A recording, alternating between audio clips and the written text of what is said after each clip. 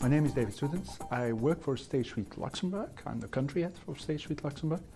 And basically we safeguard assets, fund assets.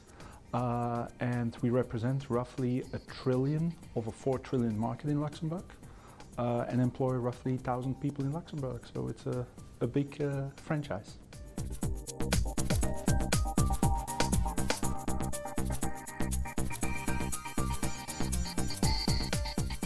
So the companies we're talking about here are asset managers, and they use funds basically to attract global investors into their funds.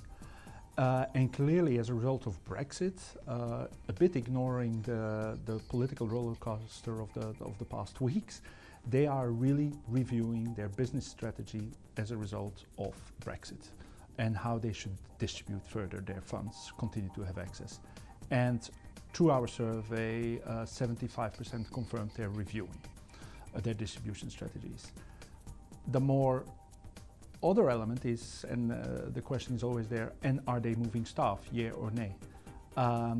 Interesting in the survey, clearly a much lower percentage, but 28%, and these figures are very recent, is actually moving staff or in the process of moving staff as a whole. So that says something. It's very sector specific, it's asset management specific, and I would take it with a pinch of salt because often these starts are very early starts, are people that need to require the license, need to seek up the office, need to set up the oversight and so on.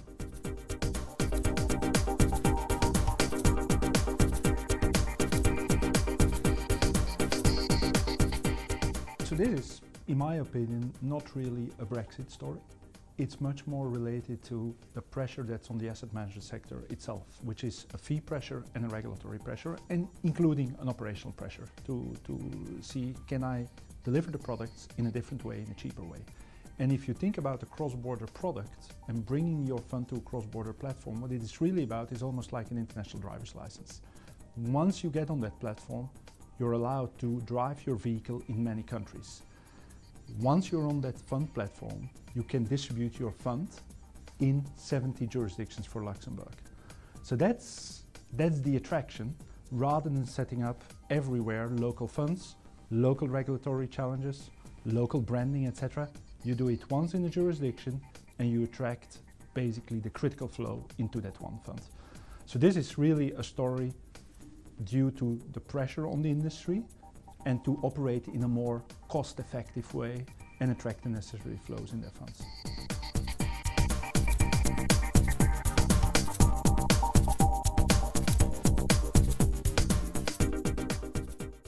So we as State Street are relatively agnostic to it in the sense we have the servicing capabilities for cross-border into Cayman, Luxembourg and Ireland, but that are really the leading domiciles, I would say, and you see them pedaling away faster than other domiciles because of their cross-border reach, especially Luxembourg and Ireland.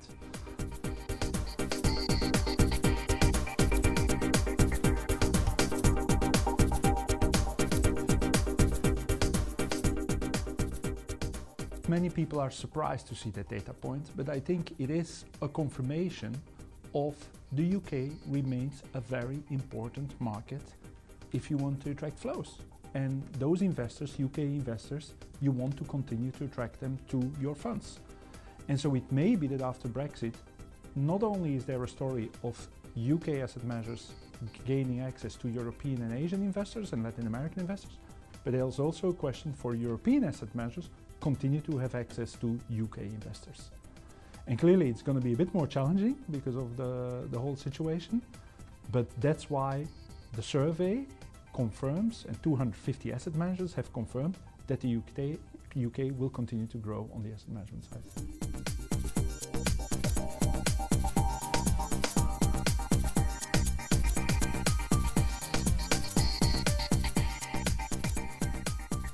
MiFID II is definitely a very transformative regulation with broad impact across the many industries that we talk about in financial services. But what I see and what we got confirmed in the survey for, it's more on the transparency and the suitability perspective of the product. So clearly MiFID II is adding pressure to the distributors of funds that distribute those funds to the end investors.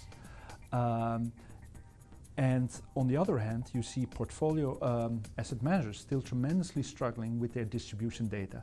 So if you compare that to other industries like retail, it would be not accepted that a retail sector doesn't understand its distribution data or doesn't have quick access to it. So if you think an asset manager, quick access to portfolio management data, real time, but quite slow on distribution data because of this dependency on the distributor.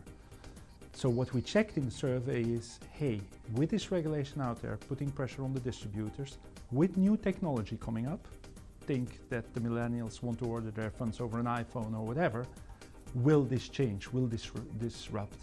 And in the survey, people indeed saw the possibility of disruption in the coming 5 years into that space. So what MiFID II could do, besides all the reporting and so on, is really start to change the life cycle of how a fund is being sold from production and so on.